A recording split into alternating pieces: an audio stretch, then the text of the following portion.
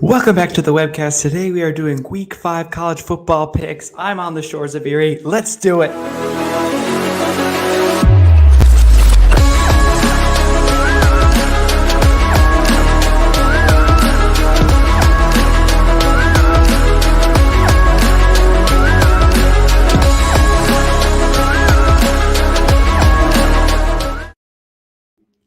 All right, welcome back to the webcast, All Sports One Web. Today I am out and about, not in the studio.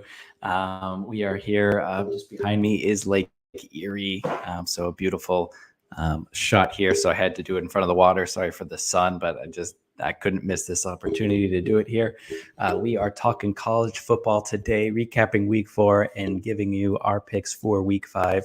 To all of those affected by Hurricane Ian, our thoughts and prayers are with you. We hope everyone was safe throughout that. If you were involved and are recovering, a lot of people without power and without cell service even. So definitely all thoughts are with all of you guys down there in the South.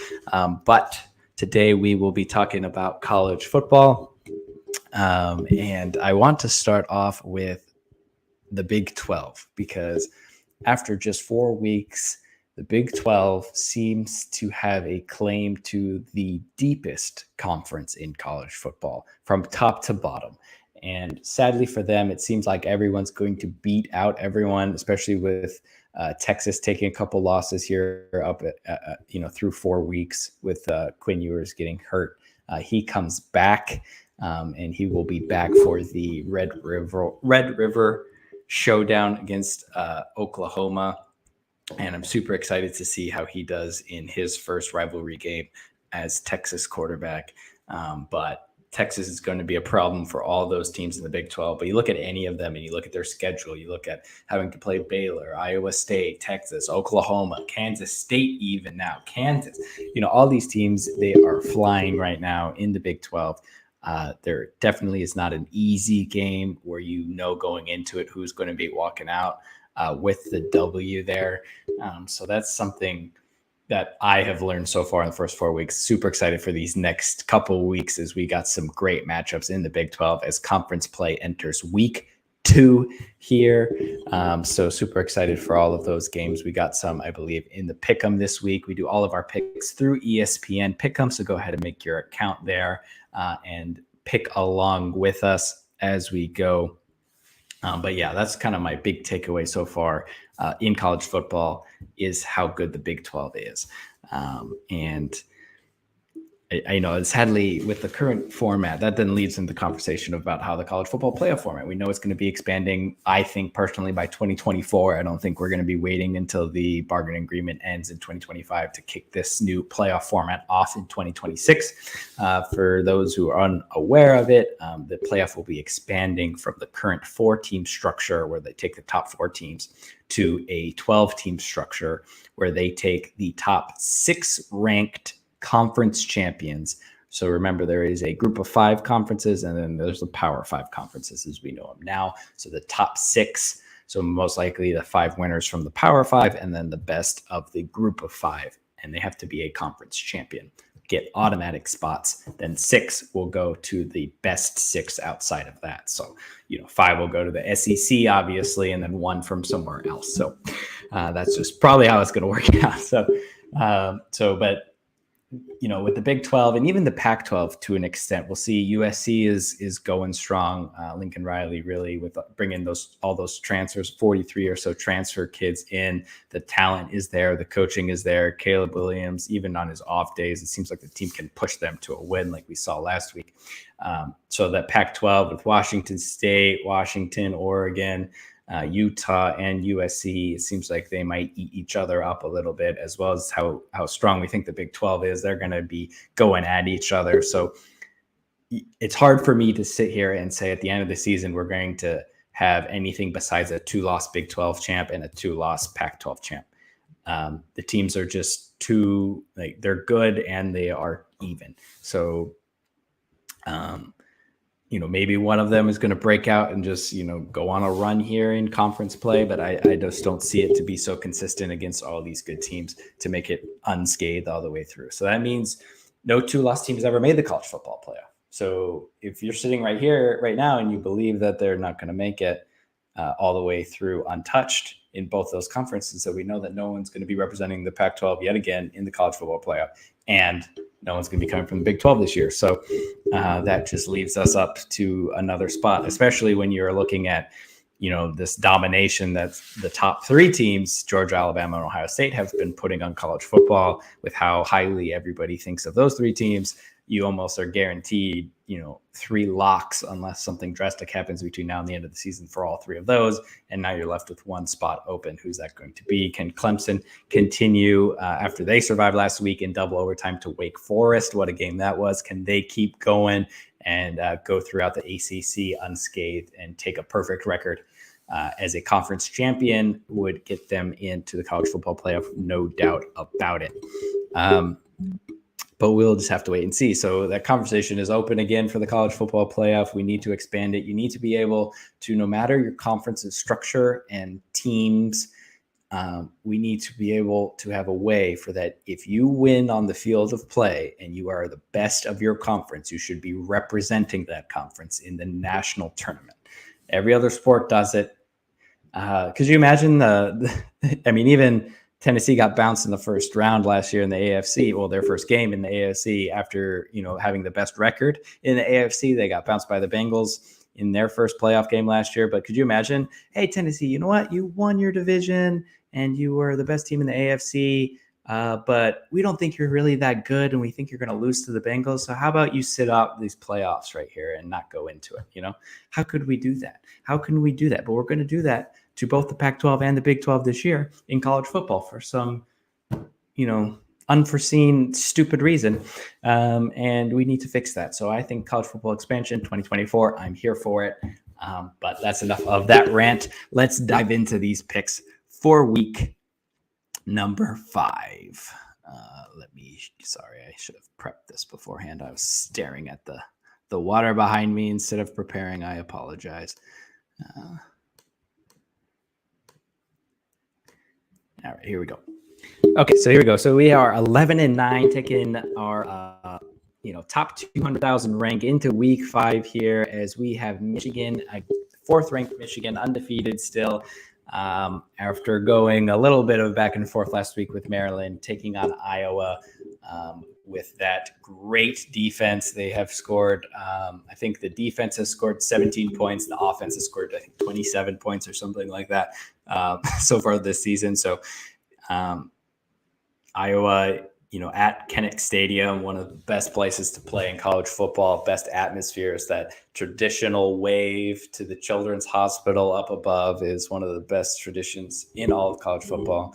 And it's just a different atmosphere there at home for Iowa, as they welcome in Michigan and that running attack with Corum in the backfield and the McCarthy and the dual threat that he is. So it's going to be an interesting match. This one is. I've been back and forth on this. 94% have Michigan on this one. If Doug was here, I'm sure he would be part of that 94%. I think this game's going to be quite close, purely because Iowa is just super stingy. We saw Michigan against Maryland. JJ McCarthy hasn't really been tested, especially on the road yet, as a starter anyway. We saw against Maryland, he likes to hold on to the ball. He likes to be that talented runner when things are going bad, and he can make plays with his legs, extend plays to make them with his arm. He has all the tools to do that, but can he do that against Iowa, a team that knows what it's doing defensively, is super sound defensively, will not give you anything. You will have to earn every yard against them. And so I think that this game will go as a 1-score game into the 4th quarter, but I don't know that Iowa has enough firepower to put Michigan to bed before Michigan can finally get things going. So for that reason, I will give Michigan the win on this one to go to 5-0 on the season. Kentucky, what a start to the season that they've had, but they travel to Ole Miss this weekend. We got a 50-50 split on this one, and I am actually going to give it to the Rebels. I love Ole Miss at home in this one against Kentucky. I feel like Kentucky always starts great, gets that, gets some good dominating wins in the first couple of weeks of the season, shoots up the rankings only to lose on the road to a team like Ole Miss. I think that fits the storyline, so I'm running with it. Oklahoma, rest in peace. Not only Oklahoma at home against Kansas State, but also Nebraska. And I don't know, after all of the turmoil that Nebraska has had, how they could still have more turmoil. But the fact that you get blown out by Oklahoma last week, and then your former quarterback, who is a transfer to Kansas State, goes into Norman and does that to the Sooners with the silence, with his game clinch. I mean, they blew him out, but his last touchdown in the fourth quarter to silence the crowd in Oklahoma and take the win for Kansas State. I mean, it just looks even worse for Nebraska. But all the props there to Adrian Martinez for going in there and getting Kansas State another win against Oklahoma. They just have their number, it seems like. Oklahoma versus TCU, I feel like, is the reverse, where Oklahoma has TCU's number. So for that reason, I'm going with the Sooners to pick up the win against TCU. There we go. There's the pick made. But definitely the game of the weekend in the Big 12, in this conference, we see 9th-ranked Oklahoma State, 16th-ranked Baylor, and 18th-ranked Oklahoma. We know that this conference is good, and you still got Texas, who, when Quinn Ewers is healthy, probably should have beaten Alabama. So you put all these teams together with a stingy team like Iowa State, and you know that you have a tough conference schedule. Oklahoma State against Baylor, 16th-ranked Baylor. Baylor with a great win last week. I believe we had them losing last week in the picks. They are at home to Oklahoma State. Ooh, this one is going to be a tough one, but at home, I'm going to give the Baylor Bears the win over Oklahoma State in the rematch of the Big 12 championship game last year, which Baylor won. Wake Forest, after that double overtime to Clemson, now travels to Florida State, who have quietly just found themselves at 4-0 so far to start the season as they enter the second week of conference play against Wake Forest. Wake Forest, we know, can score with the best of them. How can Florida State keep up with that? Being at home under the crowd, I think, will help them a lot.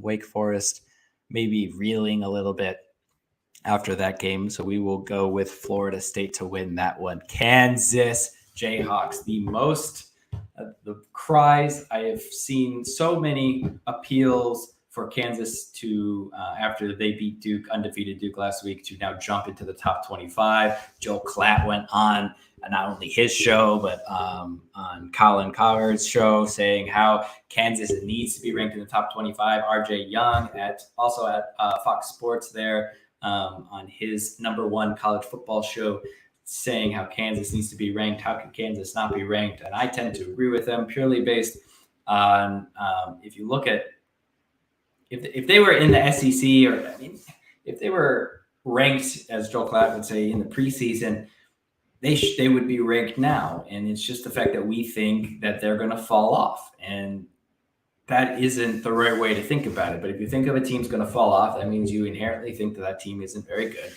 And so when we expect a team to fall off, where they're going to be unranked because they're not very good, and so we keep them from being ranked when they are deservingly should be ranked. I mean, you look at a team like Oklahoma, ranked 18th currently, who got blown out by Kansas State. Kansas has some good wins against Houston away, against West Virginia away. They can only beat who they play and who's in front of them. And I don't see anything wrong with that schedule. That schedule on paper and in person, when you actually watch these games, is a tough schedule. And I think that they should be ranked. Having said all that, Iowa State's going to go in this football game. I just feel like Iowa State is just too gritty of a team, and I think they bounce back and go to 4-1 on the season. And you look at a team like Texas A&M, got beat at home to App State. Sure, they have some now good wins against University of Miami and last week, even though Arkansas was a half an inch away off the field goal. They hit the upright of beating Texas A&M. Texas A&M are 3-1 as they travel to Mississippi State, take on the Bulldogs there, one of the great mascots in college football. And this one's tough because I can't figure out how to feel about Texas A&M. They're the team that you never are impressed with, but somehow are 3-1. But on the flip side of that, they have all the talent. They've been recruiting extremely well for 4 or 5 years. How can they not be ready to go, even if they're in the vaunted SEC West? How can they not be ready to go to challenge? And they find themselves 3-1, which many would expect them to be at least 3-1 or 4-0 to start the season. And so they're right there, but they lost to App State. So, like on the flip side of that, what am I supposed to do with them traveling on the road now to Mississippi State? And I just think that we're going to learn a lot whether or not Texas A&M is who we think they could be, or if they're just pretending and kind of falling into these victories. And maybe App State is more where they belong. So I will be going.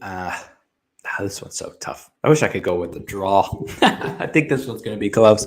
I'll go Texas A&M, but we're going to learn a lot about them. We'll see how they go this year or this weekend as they travel on the road now and see if they can do what they're supposed to and pick up a comfortable win. Cal playing Notre Dame, super close a couple of weeks ago. Travel now to a Washington State team that is just starting to play well on both sides of the ball, especially after demolishing, I believe, what it was, Michigan State that was. Or was that Washington? I can't remember. But anyway, we'll go with Washington State there. NC State versus Clemson, a top 10 matchup in there at Clemson. DJ Uiagalelei finally picking up the pace, getting to where we kind of expected him to be as a 5-star prospect, finally putting it together. Decent start to the season. That defense is solid, will continue to be solid. A great, despite it just seems Wake Forest just scored points. So we're just going to ignore that game last week. Double overtime win for Clemson over Wake Forest. So we'll see if they can keep it going and go to 5-0 this weekend. I think they will. I think they will be a team to reckon with when it comes to the end of the season in the playoff picture, as well as a team that is complete on both sides of the ball. SMU traveling to UCF. UCF, always a tough place to play. So for that reason, I'm giving UCF the win. The lost Plumlee brother there at quarterback for the Golden Knights. He's not related to the Plumlee basketball brothers, but he is a Plumlee, and I've never found another Plumlee. So in my book, he's the long lost brother. He's had a great start to the season as well. And I think at home, the Golden Knights roll. So there we have it. All 10 picks there on ESPN Pick'em. Go ahead and make your account, get your picks in, and track along with us as we go through the college football season. We also do all of our NFL picks on Tuesday, as the sun really came down behind me. We do all of our NFL picks on Tuesday, 7 p.m. We do our Premier League on Wednesday, 7 p.m. For the upcoming Premier League season. We also will be cranking up our World Cup coverage as we get ready for the U.S. to take on the World Cup in Qatar in November. So stick with us on that one. And from all of us at the webcast, we will see you next time. Enjoy the sporting weekend.